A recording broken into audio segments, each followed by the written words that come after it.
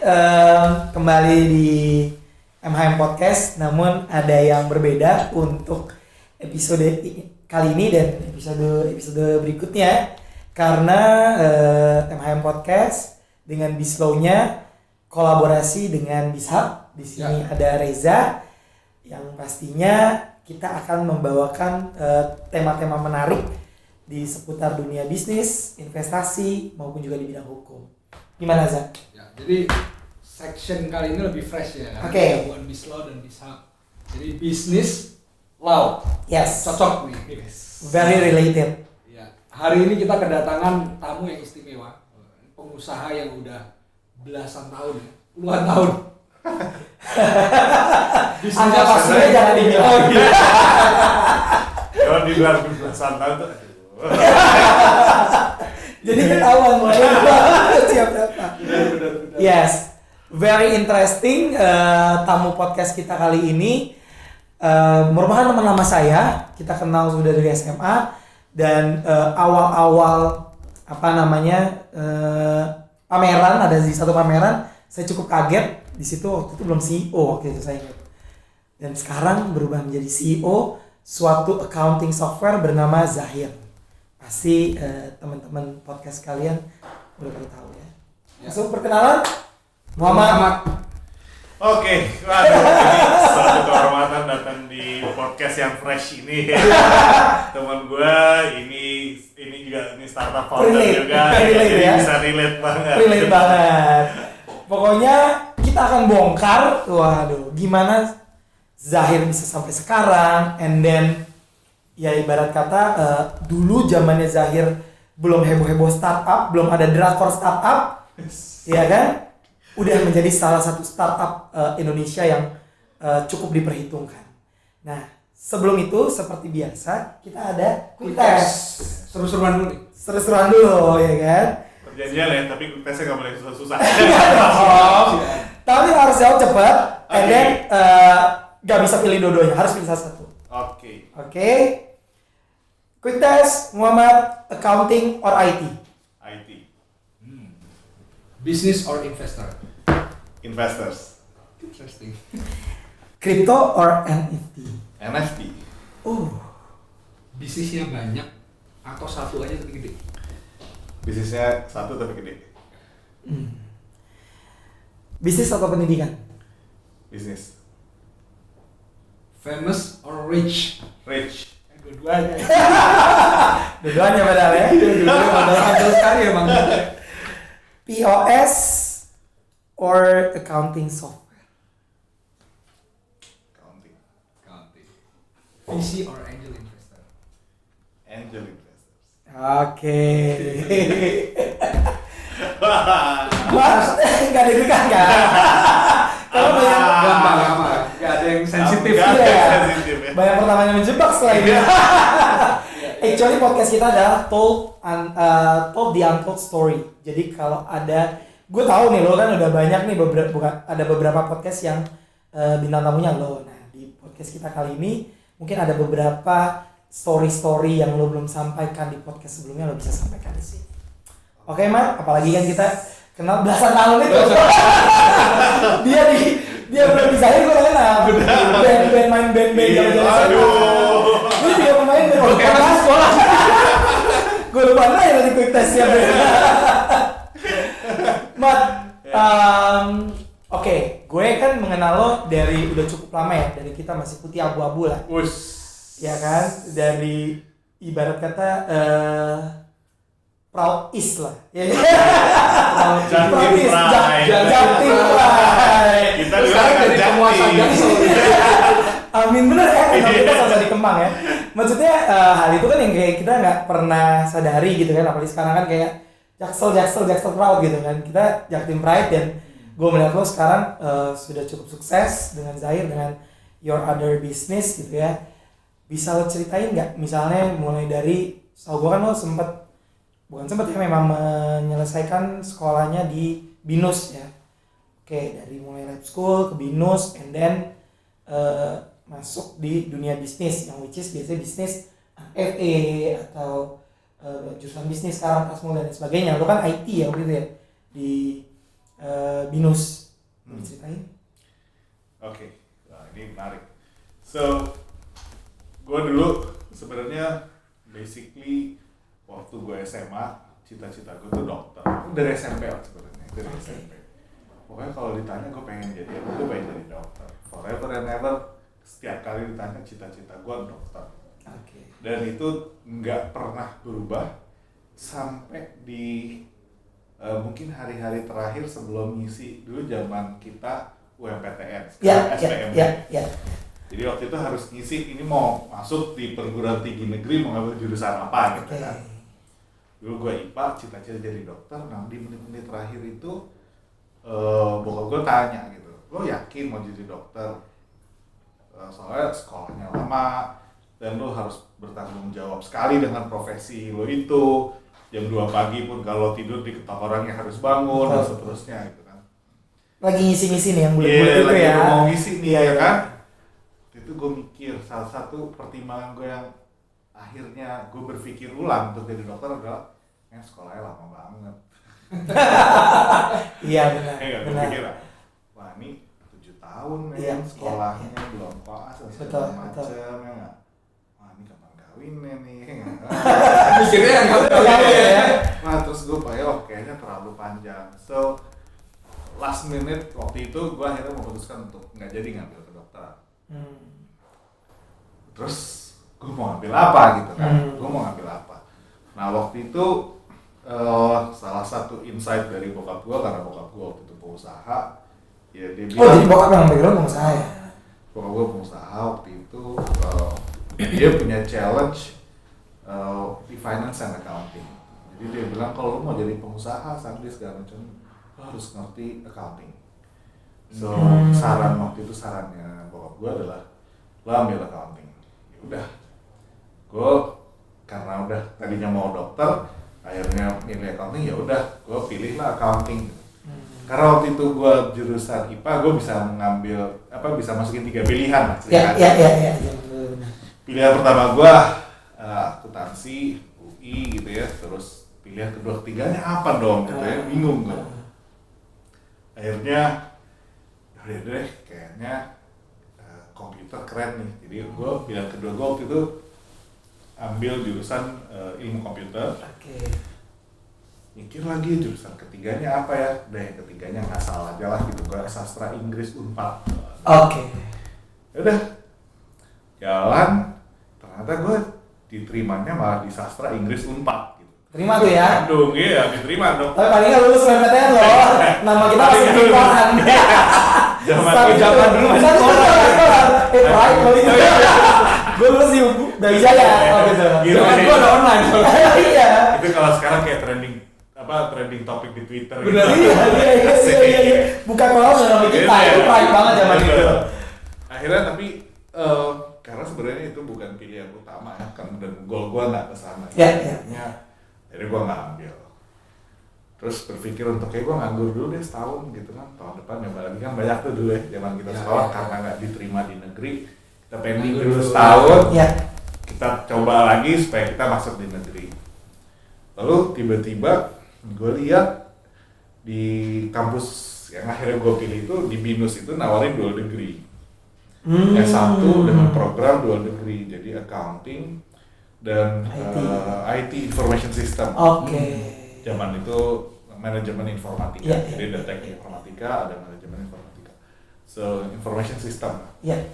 Aku pikir-pikir, wah ini daripada gue nunggu setahun ngapain? Gue ambil ini aja lah, gitu kan. Ya udah. Tapi lu sempat mikir nggak sih barang apa sih ini SI gitu? MI. Ya, Zaman-zaman itu kan gue belum ya gue ngerti karena waktu itu gue udah mulai di inilah ya, mulai browsing gitu kan. Jadi Oh, oke. era itu, Ada interest di situ. era itu sebelum tahun 2000 tuh udah mulai tahu zamannya Alta Vista gitu-gitu lah, ya kan. Zaman jadul banget gitu ya. Yahoo, Alta Vista gitu. Oh, ini internet kayaknya mulai di stage awal banget.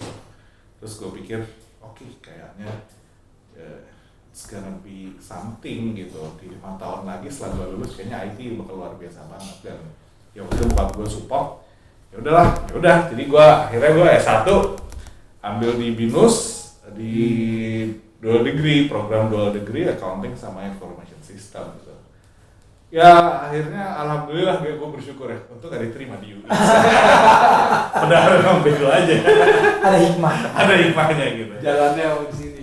Jalannya. Ya udah along the way, terus gue jalanin terus, dan waktu itu memang gue udah suka sama dunia entrepreneurship gitu, bisnis. Zaman kuliah itu ya.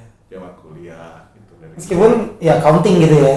Ya meskipun accounting, cuman otaknya bisnis banget gitu.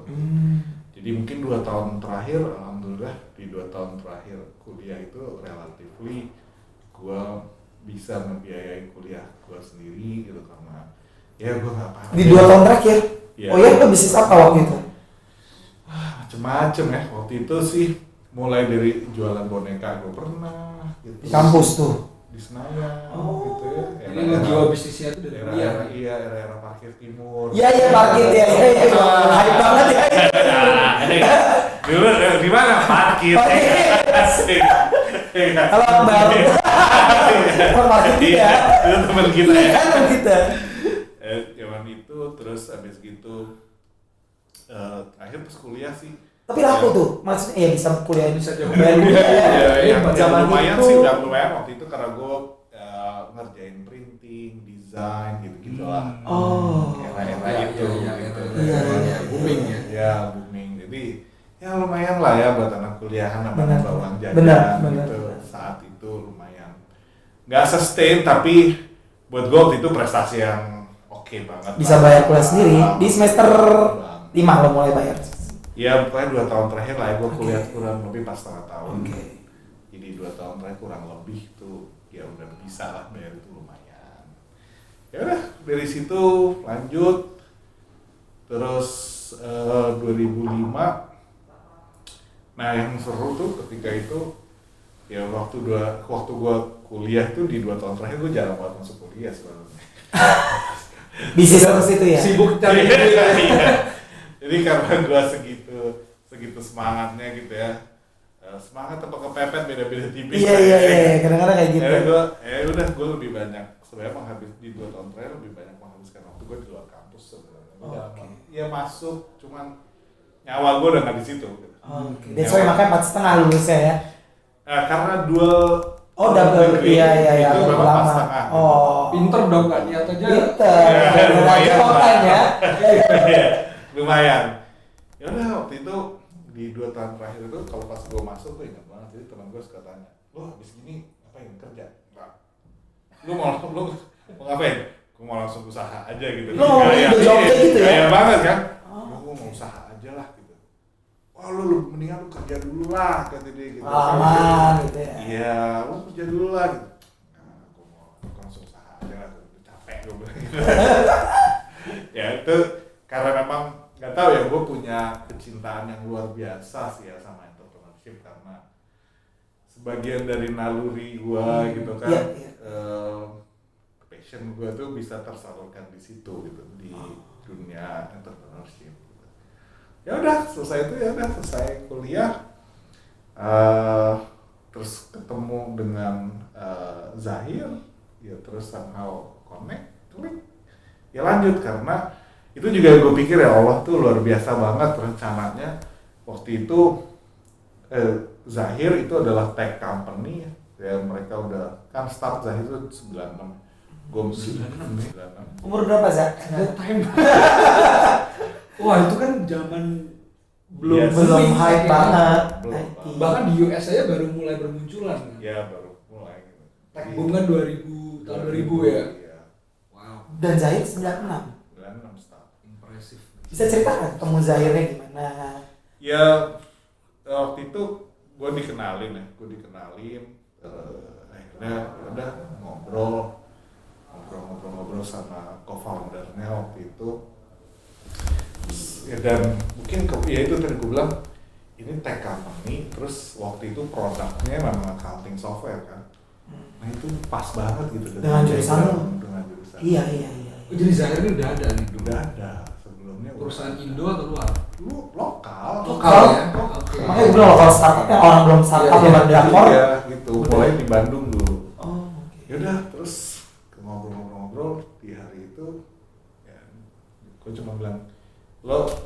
gak join di sini? Gue bilang nggak boleh nih, gitu gue bilang. Jadi lu ditawarin setelah ngobrol itu ya? Gue ditawarin ya udah. Dia cuma bilang gini waktu itu founder, ya udah. Soon or later lo akan duduk di bangku yang gue dudukin. Dia ngomong gitu. So lo bakal lead company ini gitu. Ya udah dari situ ya gue masuk lah. Dan nggak berasa udah 17 tahun aja. Iya, 17 tahun ya? Wow. Yes. Gitu. 2005 lo entering di situ. Yes gitu. Posisi awal langsung middle management. Iya karena enggak lah, karena waktu itu kan gue pengen belajar semua ya. Gue pengen belajar semua aspek. So pertama kali gue masuk itu sebenarnya software tester. Apa? Software tester. Oke. Oh. Jadi kerjaannya ngetesin aja sebelum software dirilis. Dirilis. Tes, Oh. gitu kan bikin prosedur testing gitu-gitulah gitu ya. Tapi udah relate sama jurusan lo ya? Itulah, itu ngapa ya gue bilang itu ya alhamdulillah mungkin udah jalannya ya, Iya mungkin udah jalan juga. Dan gue waktu itu menikmati sekali karena background gue juga di situ. Dan justru ketika gue mulai nyemplung di situ gue banyak belajar lebih banyak lagi. Dan itu yang menurut gue mahal ya. Timnya berapa gede waktu itu? Mungkin 15-20. Oh, masih kecil, jadi enak belajar ya. Sekarang? 100 something, 170. Lo melihatnya dulu kan belum terlalu, maksudnya itu masukannya startup juga kan? Kategorinya ya? Iya. Melihat startup pada saat itu dengan startup sekarang ini perbedaannya apa sih? Ini menarik. Kalau ya menurut gue gini, jadi kalau dulu itu ekosistem industrinya kan belum sekeren sekarang. Sekarang keren ya? Lo akui ya? Ya, gue akuin sekarang keren banget. Pertama dari sisi teknologinya itu sendiri udah beda banget. Beda banget. Waktu itu eranya PC, eranya Iya, Windows, betul. desktop application Iya, gitu iya. kan. Nah sekarang karena eranya masuk ke cloud, internet, possibilities-nya luar biasa, teknologinya berkembang luar biasa. Karena teknologinya berkembang luar biasa, demand-nya juga jadi tumbuh kan. Iya. Demand-nya tumbuh luar biasa, sehingga ekosistem untuk mendorong supaya tech startup itu lahir, tumbuh, dan berkembang sampai jadi besar itu banyak. Lo bisa belajar macam-macam dengan cepat sekarang. Lo bisa ya dalam waktu 3 bulan paling nggak lo udah bisa bikin MVP lah ya, produk paling basic untuk lo tes ke market itu sekarang bisa gitu kan. Mungkin beberapa belum setahun udah bisa dapat funding ya. Iya. Kalau dulu susah ya? Susah. Gak segampang sekarang ya? Susah. Belum ada ya visi masuk kayak zaman dulu ya? 9 udah ada ya? Sebenarnya kalau dibilang pendanaan ada, tapi kan tidak spesifik yang fokus ke tech. Iya. Kalau sekarang kan, wah sekarang ya udah lah ya, lu mau sebut apa, incubator banyak Banyak banget. akselerator banyak, gitu kan. Lu mau benchmarking juga enak. Sekarang zaman itu ya lu gimana mau benchmarking kemana juga mau nggak mau ya harus keluar yang sebenarnya juga beda banget situasinya. Tapi jatuhnya untuk lo jualan belum terlalu banyak kompetitor dong harusnya. Iya benar, Iya. kompetitor belum banyak, tapi yang merasa butuh juga nggak banyak. Oh gitu ya? Iya. Iya, back then ya. Sama masih manual ya? Iya, merasa butuh, bener dong, gue nggak butuh. Gitu. Iya. Gue penasaran, dia udah 17 tahun ya. And you have been going through a lot of crisis. Tahun 2000. Kan dari 98 ya. 98. Tapi dia belum entering, dia maksudnya 2005 kan lo? Iya. Oh iya, terus 2008 krisis lagi, kemarin pandemi Betul, krisis iya. lagi, dan ini masih berdiri itu secret sauce-nya apa sih? Banyak yang tumbang nih, kok Zahir bisa Stay, mencuat ya? dan stay Iya. gitu. It's not easy. As a CEO, dia harusnya tahu nih. Oke. Kalau ditanya sebenarnya secret sauce-nya apa, gue sendiri nggak bisa menjabarkan secara detail lah mungkin ya, karena gue juga nggak tahu pada saat kita melakukan itu apakah itu bakal berhasil apa enggak, kita nggak tahu. Tapi yang gue selalu ingat banget ya, setiap kali kita melewati fase-fase sulit itu ada satu hal yang paling penting, bahwa we are not driven by money. Gitu. Jadi kita ngejalanin bisnis tuh memang suka, gitu kan. Terus kita energinya tuh luar biasa, passionate banget. Ketika ada kondisi yang sulit itu semangatnya nggak mudah tumbang. Nggak tahu kenapa ya, tapi alhamdulillah kan ya Allah ngatur begitu. Semangatnya tuh gede banget. Setiap kali ada krisis gitu ya, gue nggak bilang itu gampang, susah ya, luar biasa. Apalagi pandemi memang itu kemarin pukulan yang cukup hebat buat hampir semua usaha. Nggak gampang. Impact juga ya di Zahir ya? Pasti impact, semua bisnis impact. Lo mau ngomongin impact secara finansial ataupun non financial, tetap ada impactnya gitu. Tiba-tiba culture lo harus berubah, tiba-tiba consumer behaviornya berubah, market berubah, the way you deliver the product berubah, segala macam lah gitu. Tiba-tiba suddenly harus kayak belajar restart lagi dari nol. Dan saat itu pelajaran paling mahalnya sih memang leadership ya. Leadership itu kunci penting banget sama tim. Jadi kalau bangun bisnis terus lu punya tim yang solid banget, gue bilang itu udah luar biasa. Itu aset paling mahal. Dan bener-bener gitu, gue ngerasain bahwa apa yang membuat gue masih mau berdiri, apa yang masih mau bersemangat, mau mencoba, nggak give up, gitu dalam kondisi yang paling sulit gitu. Ya hari ini kadang-kadang kita bisa, kok gini, tapi besok harus semangat lagi.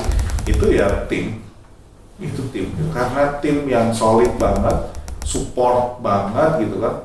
Terus alhamdulillah di Zahir tuh kekeluargaannya yang luar biasa.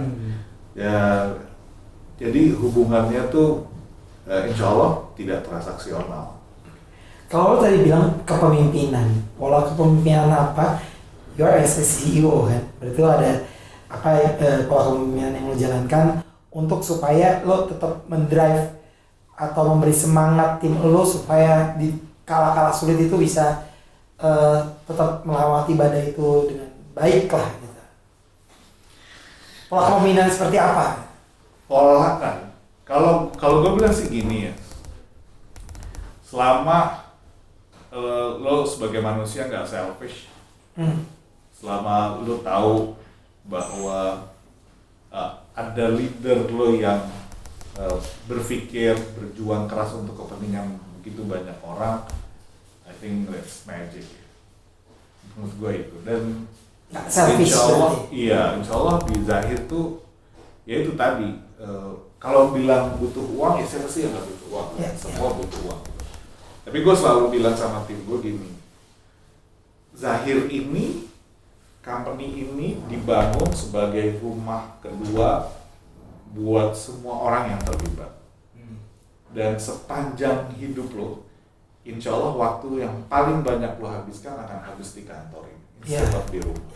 Di rumah pun lo paling oke ngobrol, tapi kan tidur, lo harus istirahat. Jadi waktu produktif lo ya kan itu akan habis di rumah kedua ini, kita bilang Zahir.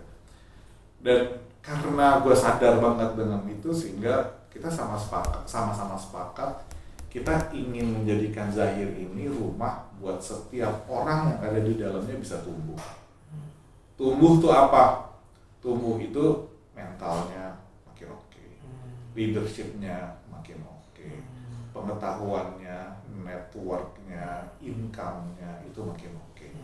Kenapa? Karena begitu pulang dia bisa jadi adalah suami, bisa jadi adalah tetangga, bisa jadi warga negara, harus jadi warga negara yang baik, harus jadi tetangga yang baik, harus jadi kepala rumah tangga yang baik, dan pendidikan itu akan didapat di tempat di mana lo menghabiskan waktu yang paling banyak.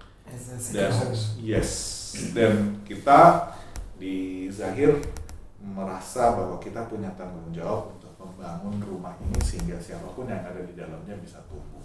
Dan mudah-mudahan itu yang membuat hubungan kita itu tidak transaksional. Dan ketika hubungannya tidak transaksional, kita bisa bergerak bersama-sama karena relatively energinya sama. Kita tahu company ini mau kemana, kita mau ngapain. Begitu ada krisis ya apa sih yang harus kita lakukan gitu. Ya. Menarik, tadi lo bilang kemana company ini mau dibawa. Goalsnya Zahir sendiri itu on the future apa sih?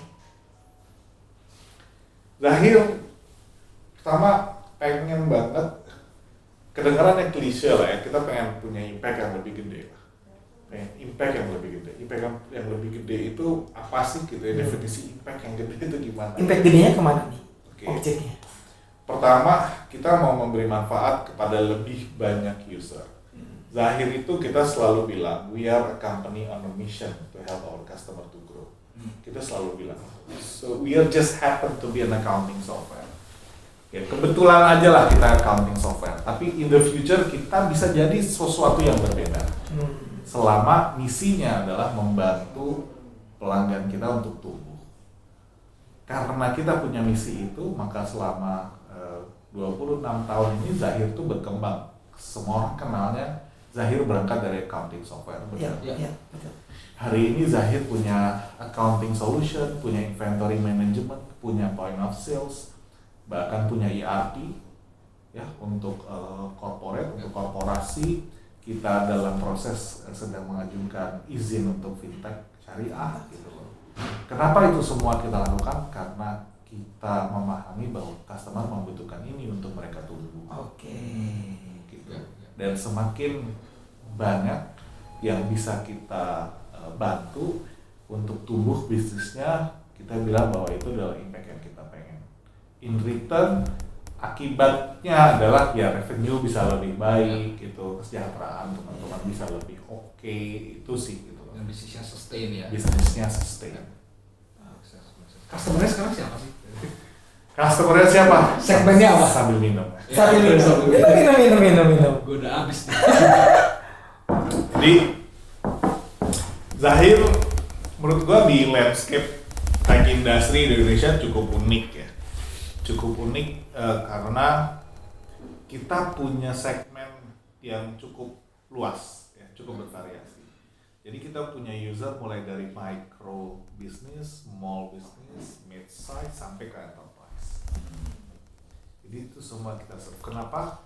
Karena memang Zahir awalnya ketika lahir memang berangkatnya membuat solusi untuk UKM, untuk small business. Sekarang kita punya solusi untuk micro, punya solusi untuk mid size, dan kita punya solusi untuk di enterprise. Oke. Tadi customer lo kan. Nah, yang gua tahu nih, customer lo itu puluhan ribu kan. Gitu. Insight menarik apa yang lo jalani selama lo menghandle puluhan ribu customer lo itu? Oke, nah ini menarik. Jadi insight apa yang paling penting yang kita dapat ya, dan gue dapat selama membantu puluhan ribu pelanggan. Ya, pasti kan orang macam-macam kan, customer kan? Yes. Iya kan? Dan benar. Ada yang udah bayarnya murah lebih bawel gitu, ada macam-macam kan? Betul. Iya kan? Yang insight paling menarik dari perjalanan ini, gue melihat bahwa Indonesia itu punya potensi pengusaha yang hebat-hebat banget. Tapi sekarang masih kecil ya? Yes. 3% something. Ya. Why? Ya. Itu nanti gue jawab. Oke. Jadi yang gue lihat insight-nya adalah sebenarnya kita punya potensi pengusaha yang hebat-hebat banget. Struggle-nya pengusaha di Indonesia itu luar biasa. Apalagi lu ngomongin kelas micro, small itu, itu luar biasa. Merasakan Zak? Kita merasakan. Kita rasain ya. Merasakan di sini. Nah, Iya benar. di tengah banyak hal yang tidak pasti ya, tapi yang namanya bisnis kan banyak yang nggak pasti. Nah, gue lihat itu luar biasa. Dan ada begitu banyak bisnis yang bisa tumbuh luar biasa. Bukan karena sesuatu yang kayaknya apa ya, kalau kita kan kayak hype, wah ini karena apa ya, mungkin strateginya keren segala macam. Banyak menurut gue cukup humble gitu. Strateginya biasa aja tapi mereka bisa luar biasa eksis, bisnisnya bisa tumbuh. Satu yang gue lihat emang leadership. Bisnis-bisnis yang leadershipnya itu bagus cenderung punya apa ya, punya potensi pertumbuhan yang luar biasa. Itu yang gue lihat. Secret sauce-nya itu ya. Secret sauce itu Any kind of business ya. Any kind of business lah. Menurut gue at the end, dan apa sih yang paling sulit dari memanage sebuah organisasi atau company, managing people, managing people tuh ya leadership. Ya, lainnya lo mau apa strategi digital marketing, lo tinggal panggil agency, semua sama, eksekusinya yang beda. Eksekusinya bisa sama, cuman tadi balik lagi menurut gua yang gua lihat dari perjalanan kita membantu puluhan ribu usernya Zahir adalah gua ngelihat bahwa role leadership itu jadi hal yang penting banget supaya bisnis itu bisa tumbuh, bisa sustain, bisa berinovasi, bisa bertahan di tengah badai yang berat gitu ya, leadership. Tapi dengan puluhan ribu itu berarti lo mau melihat beberapa bisnis yang misalnya mulai dari mikro sampai jadi enterprise, ada tuh yang kayak gitu ya? Micro sampai enterprise atau silver spoon still di Indonesia? Dari small jadi enterprise ada, nggak banyak tapi percentage nggak banyak dan Enterprise dari small? Semua dari enterprise dari small? Pasti ada namanya proses ya, pasti ada menurut gue, cuman gue nggak, tapi yang gue lihat bahwa dari small jadi enterprise itu lumayan tuh berapa persen? Gue nggak bisa tapi ada ya? Tapi ada Di bisnisnya di Jakarta atau daerah tuh? Jakarta ya? Jakarta Ya. tapi ya di Zahir kita melihat bahwa banyak yang kita nggak dengar, tapi di daerah itu raja-raja daerah Iya, keren banget. Gede Big banget, potential emang di daerah. Gede banget sih. Huge banget potential. ya. Cuman kan karena mungkin mereka nggak di Jakarta, jadi ya Nggak kelihatan. Nggak expose. Raja daerah, Gitu, benar. itu banyak banget dan kita selalu happy banget ketika bisa membantu pengusaha-pengusaha itu untuk bisa tumbuh bisnisnya gitu kan, bisa solve problemnya mereka ya, dari hal-hal yang sepele lah, mulai dari ngurusin inventory, stok, sampai bikin laporan keuangan, sampai yang macam-macam. Dan itu semua polanya pola-pola leadership ya dari si owner itu sendiri ya. Gue liatnya gitu ya, gue liatnya apa yang membuat bisnis mereka jadi hebat itu leadershipnya kayak yang lo tadi cerita juga atau praktek di iya macam-macam lah ya, cuman rata-rata mereka punya energi yang cukup positif gitu untuk bisa menggerakkan organisasi, orang-orang bergerak ke arah yang diharapkan. Dan itu nggak gampang. Iya, itu nggak gampang. Nggak didapat juga lo di kampus. Kalau lo organisasi kan, iya kan? Iya, kalau di kampus sih mungkin nggak ada lah ya. Cuman ya itu tapi bisa dipelajari kan. Karena leadership kan bisa dipelajari. Gitu. Gue penasaran mau nanya. Iya. 17 tahun Zahir ini pernah mau bangkrut gak sih? Pernah mau bangkrut gitu, ada momen kayak gitu gak? Alhamdulillah enggak ya. Oke, nice. Alhamdulillah enggak. Alhamdulillah enggak. Menghadapi situasi sulit ada. Iya, pasti. Bisnis gitu ya. Nggak ada mulus terus tuh, ada selalu ada. Cuman nggak sampai kayak gitu. Problem terberat apa yang dihadapi selama 17 tahun itu? Problem mungkin ini lah, kalau gue bilang sih bukan yang terberat, tapi ya bagian dari proses dan challenge yang paling seru itu adalah ketika kita melakukan transformasi. Transformasi ketika dulu kan kita softwarenya tuh kan desktop based. Terus setelah 2010 itu kita mulai coba, wah ini kayaknya abis gini apps di mana-mana, segala macam. Nah, itu adalah perjuangan paling seru lah. Menurut gue melakukan transformasi bisnis itu gue nggak kebayang bahwa akan sesulit itu. Ternyata sulit sekali. Sulit banget. Transformasi bisnis tuh nggak gampang. Lu nggak cuma merubah, ini bukan cuma perkara merubah struktur organisasi, bukan cuma merubah teknologi, bukan cuma merubah bisnis model gitu kan. Tapi lo harus merubah orang. Lo harus merubah mindset. Lo harus convince your existing customer. Lo harus meyakinkan market yang baru. Itu di saat yang bersamaan lo harus memastikan semuanya tetap berjalan dengan baik. Itu menurut gua perjuangan yang paling challenging tapi itu seru karena at the end gue lihat gini, ketika kita melakukan transformasi dulunya awalnya pertama kali tuh ketika pindah ke cloud, kita bikin layanan cloud ya, semua layanannya online. Awalnya kita berpikir ini cuma ganti teknologi aja, so udah kita kembangin, riset aja ternyata nggak semudah itu. Nggak semua riset kan akan berhasil ya, itu challenge kan buat kita pengusaha. Riset aja belum tentu berhasil, riset yang kita lakukan sendiri aja itu belum tentu berhasil, riset produk, market yang baru segala macam, itu aja kita harus punya ketabahan, punya kesabaran, punya determinasi yang luar biasa untuk memastikan kita punya energi untuk terus tumbuh. Gagal lagi, berhasil. Ya kan? Dan ya udah itu cycle-nya. Teknologi selesai, baru ketemu gitu kan setelah beberapa percobaan, teknologinya tuh harusnya gini. Terus kita coba ke bisnis model. Cari lagi bisnis model menurut kita gini tapi nggak fit di market, nggak sesuai, terus sampai kita cari yang fit bisnis model. Oke. Orang-orang kita belum tentu siap dengan transformasi, macam-macam alasannya, ngapain mesti berubah, ini masih oke dan segala macam. Dan itu yang menurut gue adalah yang paling seru ya.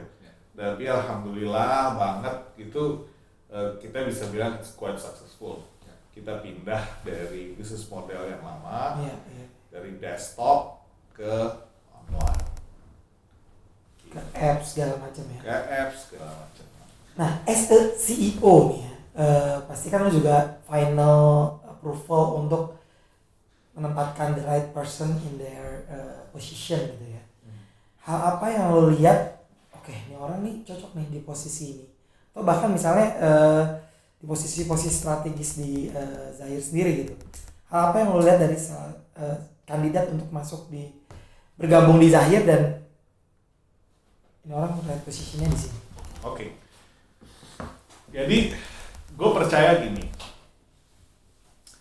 orang itu ada yang tipikalnya starter, dia jago banget menginisiasi sesuatu, memulai sesuatu, ya kan? Wah ini harusnya gini, harusnya gitu. Ada tipikal kayak gitu. Ada tipikalnya dia bukan tipe starter tapi tipe finisher. Emang dia kerjaannya bisa menyelesaikan apapun yang dikasih, dia bisa beresin. Tapi kalau lu ngarepin orang ini untuk bisa initiate, pecahin problem, nggak bisa. Macam-macam tuh kan? Macam-macam. Oke. Nah, ada yang bisa dua-duanya tapi dikit. Biasanya leader. Dia bisa initiate, dia bisa melawan status quo, ya, sesuatu yang, ini harusnya nggak gini. Gitu. Dobrak lah ya. Dobrak, ya kan? Dan dia bisa beresin. Nah, setiap kali lu initiate sesuatu di company, kita ngelihat bahwa butuh kombinasi. Kalau dia finisher doang, dia nggak bisa menginitiate sesuatu. Either dia nggak berani, dia nggak bisa ide, dia nggak pede dan segala macam. Yang idenya banyak, cenderung nggak bisa beresin gitu. Gue bisa ngasih idenya doang, nggak bisa. Eksekusinya nggak bisa. Iya kan? Nah, gue pribadi ngelihat bahwa selalu butuh formula itu. Bagaimana menggabungkan, syukur-syukur ada satu orang yang memang bisa jadi starter dan bisa jadi finisher gitu kan, dia bisa mulai, dia bisa selesaikan. Tapi itu sedikit. Jadi ya udah, resepnya adalah bagaimana selalu memastikan ada orang yang memang bisa memulai, bisa menginisiasi, punya sudut pandang yang seringkali nyeleneh dibandingkan sama orang. Tapi idenya ada juga yang di tim itu yang kerjanya bisa nyelesain. Menarik. Dan ini agak flashback dikit. Hal apa yang co-founder lihat ke lo dan menawarkan ke lo, ibarat kata your advantages sehingga lo ditawarin untuk masuk ke Zahir? Gua nggak tahu gue. Gak tahu, lo nggak pernah nanya juga. Tapi kalau dari kacamata lo untuk menemukan partner bisnis yang tepat tuh, gue bilang kalau satu sih ya, kalau di gua trust ya. Tapi bagaimana lo bisa tahu trust? Ya, kadang-kadang background checking muncul ya. atau pas sholat ya. Ada kayak gitu ya. Benar. Kita waktu mau bangun bisnis kan selalu mikir ini gue bangun bisnis sama siapa. Iya. Kalau pinter ya pinter banyak. Banyak. Ya kan passionate banyak. Karena at the end Trust. harus bisa dipercaya. Ya bisnis. Cocok ya. Cocok. Kan Benar, kayak kawin benar. men. Malah bisnis itu trust. Pertanyaan terakhir dari gue, mungkin ntar Reza Ya. bisa nambahin. Dalam 5 tahun ke depan, bayangan lo Zahir seperti apa, dan lo as a CEO, as a businessman punya goal seperti apa? Oke. In the next 5 years. In the next 5 years, gue ngeliat Zahir paling nggak 30 kali lebih gede daripada sekarang. Oke. That's company vision. Ya, paling nggak bisa 30 kali lebih besar daripada sekarang. As omset atau Semuanya. semuanya? Semuanya. Jadi, kenapa kita punya ekspektasi atau gue punya ekspektasi kayak gitu? Karena eranya memungkinkan, kondisinya semua memungkinkan. Gitu. Kita ada di industri yang tumbuh luar biasa, gitu kan. Tinggal memastikan bahwa kita punya tim yang cocok, solid, punya strategi yang eksekusinya maksimal, sehingga kita bisa ya riding the wave lah ya. Jadi kita bisa berselancar di atas gelombang. Ini kan gelombangnya lagi luar biasa. Semua orang ngomongin tech, ngomongin software as a service, ngomongin aplikasi, Sama Web3. Iya, kita udah mau ke Web3 dan segala macam. So kita melihat peluangnya sebenarnya gede banget, dan Indonesia ekonominya tumbuh luar biasa. Tumbuh luar biasa. Kita sekarang ada di income per kapita dari 4.000 something lah. Ya soon enough kita akan ada di angka 12 ribuan. Wah itu luar biasa banget. Momen banget ya? Momen banget, dan gue sebagai business leader, gue yakin semua percaya banget sama masa depan pertumbuhan ekonominya Indonesia. Tinggal PR-nya buat kita adalah memastikan bahwa pertumbuhan itu kita menjadi bagian yang positif di dalam pertumbuhan itu. Jangan cuma nonton doang. Gue bilang juga apa, gede kan. Saya yang harus jadi pelaku. Gitu ya. Itu sih kalau dari sisi bisnis ya. Kalau dari gue sendiri ya, gue pengen tumbuh juga ya. Pengen memahami lebih banyak hal, pengen belajar lebih banyak lagi. Masih mau belajar lagi? Masih lah. FYI dia udah S3 loh. Guys, S3 Binus. Sebelah gue nih S2, S3. Ongoing S3. Karena lihat dia main ke kantornya ada tuh. Iya. Tapi gini ya. Disertasi. Jadi gini, yang menarik tuh, yang menarik bahkan karena gua begitu masuk ke S3 gitu, terus alhamdulillah sekarang selesai, gua makin sadar bahwa gua tuh bego gitu. Iya ya, gitu ya. Gue juga. Gitu, makin sadar bahwa gua bego. Proposal disertasi. Masih terlalu banyak yang kita nggak ngerti, dan itu akan membuat kita sadar bahwa kita selalu butuh orang lain untuk melengkapi. Iya. Dan soalnya tadi ada pertanyaan gue bahwa bisnis or pendidikan, tapi lo pilih bisnis gitu ya. Iya. Padahal lo pendidikan udah sampai S3 juga gitu. Why pilihan lo di bisnis? Ya gue percaya bisnis yang bisa nge-drive banyak hal untuk berubah. Oke. Dengan melakukan inovasi-inovasi itu tadi juga ya. Lo ke POS kemana-mana. Ada dan accounting services, accounting software. Yes. Terakhir dari gue nih, pesan buat anak muda yang mau mulai bisnis atau yang udah punya bisnis tapi mau ngelanjutin biar bisa sustain kayak saya. Pesan buat anak muda, soalnya gue udah tua banget ya. 17 tahun. Anak muda gitu. Tapi dia lebih muda dari Jebakan. Makanya jebakan. Kan piramid nih Indonesia, Iya. jadi banyak anak muda nih yang harus lanjutin kita semua. Kalau gue bilang sih gini ya, bisnis, kalau lu mau jalanin bisnis, make sure lu jawab pertanyaan paling fundamental. Kenapa sih lu ngelakuin ini? Gitu. Kalau faktor utamanya adalah uang, most likely kita akan gampang banget nyerah. Ya. Ketika itu nggak terjadi, kita nyerah. Ketika itu nggak dapat, Dengan ya udahlah. Itu menurut gue. Jadi ada alasan yang di luar uang yang jadi pendorong kenapa lu mau jalanin bisnis yang akan atau yang sedang lu jalanin. Apa misalnya other than money? Banyak ya. Ada orang yang jalanin bisnisnya dia pengen banget pelanggannya dia Satisfy. yes. Ada lo bisa lihat banyak banget yang orang gini, gue rugi nggak apa-apa yang penting pelanggan gue puas. Ya. Itu contoh paling nyata gitu. Sedangkan banyak yang wah gue nggak mau, gue maunya untuk pelanggan gue puas. Udah ini terserah udah gue ya. Nah itu ciri-ciri tuh. Nah jadi kalau misalnya mau bisnis yang sustain menurut gue alasannya nggak boleh uang. Harus suka dulu dengan bidang Money will follow ya. Money will follow. Man. Uang tuh ya akibat, Ya. bukan sebab. Jadi uang itu hanya akibat karena lo memperhatikan orang lain, akibat karena lo bisa menyelesaikan masalah orang lain, uang bakal ngikut. Itu sih yang gua. Siap. Wih, mantap, belajar banyak ini. Biasanya kayak Pak SKS, Pak Dokter. Pak Dokter dan Master ini. Iya, anak muda harus belajar. Sama aja kita. Masih merasa bego deh. Jelas belajar.